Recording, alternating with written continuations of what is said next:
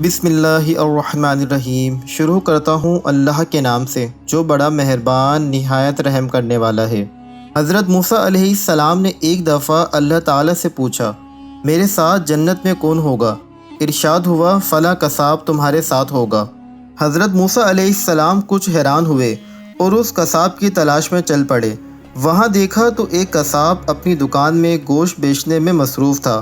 اپنا کام ختم کر کے اس نے ایک گوشت کا ٹکڑا ایک کپڑے میں لپیٹا اور گھر کی طرف روانہ ہو گیا۔ حضرت موسیٰ علیہ السلام نے اس قصاب کے بارے میں مزید جاننے کے لیے بطور مہمان گھر جانے کی اجازت چاہی۔ گھر پہنچ کر قصاب نے گوشت پکایا، پھر روٹی پکا کر اس کے ٹکڑے شوربے میں نرم کیے اور دوسرے کمرے میں چلا گیا جہاں ایک انتہائی کمزور بڑھیا پلنگ پر لیٹی ہوئی تھی۔ قصاب نے بامشکل تمام اسے سہارا دے کر اٹھایا، ایک ایک لقمہ اس کے منہ میں دیتا رہا۔ جب اس نے کھانا تمام کیا تو اس نے بڑھیا کا منہ صاف کر دیا۔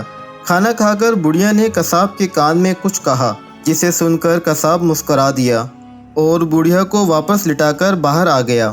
حضرت موسیٰ علیہ السلام جو یہ سب دیکھ رہے تھے، آپ نے قصاب سے پوچھا، عورت کون ہے اور اس نے تیرے کان میں کیا کہا جس پر تو مسکرا دیا؟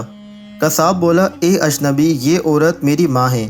گھر پر آنے کے بعد میں سب سے پہلے اس کے کام کرتا ہوں تو خوش ہو کر روز مجھے یہ دعا دیتی ہے کہ اللہ تعالیٰ تجھے جنت میں حضرت موسیٰ علیہ السلام کا ساتھ عطا فرمائے، اور میں مسکرا دیتا ہوں کہ میں کہاں اور موسیٰ کلیم اللہ کہاں۔ پھر موسیٰ علیہ السلام نے قصاب کو بشارت دی کہ اللہ تعالیٰ نے تیری ماں کی دعا قبول کر لی ہے اور میں ہی موسیٰ ہوں۔